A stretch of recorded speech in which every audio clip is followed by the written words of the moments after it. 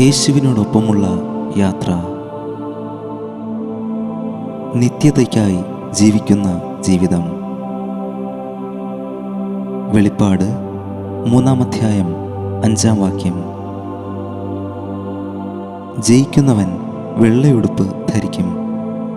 അവൻ്റെ പേർ ഞാൻ ജീവപുസ്തകത്തിൽ നിന്നു മാച്ചുകളയാതെ എൻ്റെ പിതാവിൻ്റെ സന്നിധിയിലും അവൻ്റെ ദൂതന്മാരുടെ മുൻപിലും അവൻ്റെ പേർ ഏറ്റുപറയും. യേശുവിനോടൊപ്പമുള്ള യാത്ര എന്നത് നിത്യതയ്ക്കായി ഒരുങ്ങുന്ന ജീവിതമാണ്. ഈ ലോക ജീവിതം താൽക്കാലികം ആണെന്നും ഇതിനപ്പുറം നിത്യത ഉണ്ടെന്നും മനസ്സിലാക്കി അതിനായി ഒരുങ്ങുന്ന ജീവിതമാണ്. ലോകത്തെയും പിശാചിനെയും ജയിച്ച് ജീവപുസ്തകത്തിൽ പേർ ഉണ്ടെന്ന് ഉറപ്പുവരുത്തുന്ന ജീവിതയാത്രയാണ് യേശുവിനോടൊപ്പമുള്ള യാത്ര.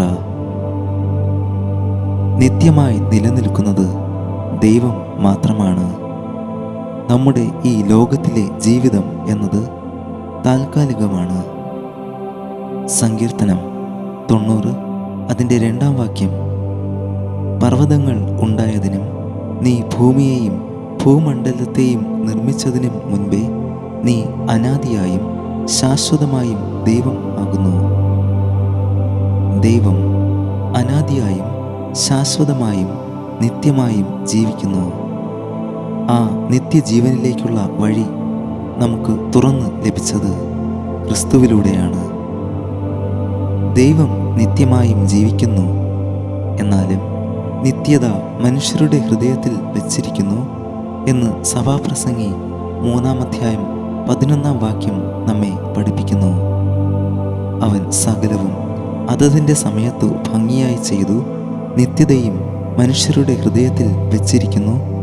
എങ്കിലും ദൈവം ആദ്യോടന്തം ചെയ്യുന്ന പ്രവൃത്തിയെ ഗ്രഹിപ്പാൻ അവർക്കു കഴിവില്ല എന്ന് വചനം നമ്മെ പഠിപ്പിക്കുന്നു.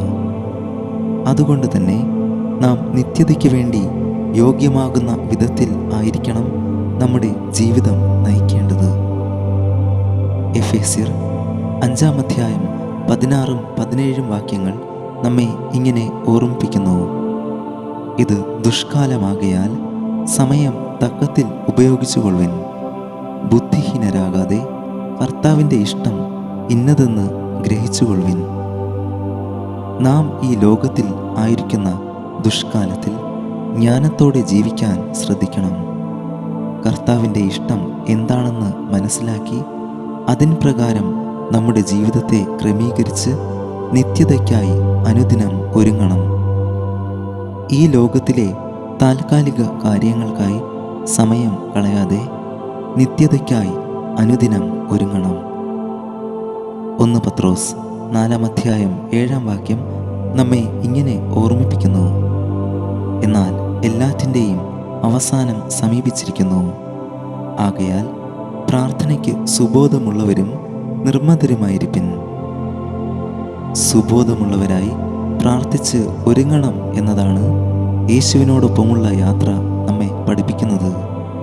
ഈ ദിനങ്ങളിൽ നമ്മെ തന്നെ പൂർണ്ണമായി ദൈവകരങ്ങളിൽ സമർപ്പിച്ച് നിത്യജീവന് അർഹതയുള്ള ജീവിതം നയിക്കുവാൻ പരിശുദ്ധാത്മാവാം ദൈവം നമ്മെ സഹായിക്കട്ടെ. നമുക്ക് പ്രാർത്ഥിക്കാം. കൃപയും സ്നേഹവും നിറഞ്ഞ സ്വർഗീയ പിതാവേ, ഈ പുതിയ ദിവസത്തിനായി ഞങ്ങൾ അങ്ങേക്ക് സ്തുതിയും സ്തോത്രവും അർപ്പിക്കുന്നു. നിത്യത ഞങ്ങളുടെ ഉള്ളിലാക്കി നിത്യതയ്ക്കായി ഒരുങ്ങുവാൻ ഞങ്ങളെ ഓർമ്മിപ്പിച്ചതിനായി നന്ദി. സമയം തക്കത്തിൽ ഉപയോഗിച്ചുകൊണ്ട് ജ്ഞാനത്തോടെ ജീവിക്കുവാൻ ഞങ്ങളെ ഓരോരുത്തരെയും സഹായിക്കണമേ.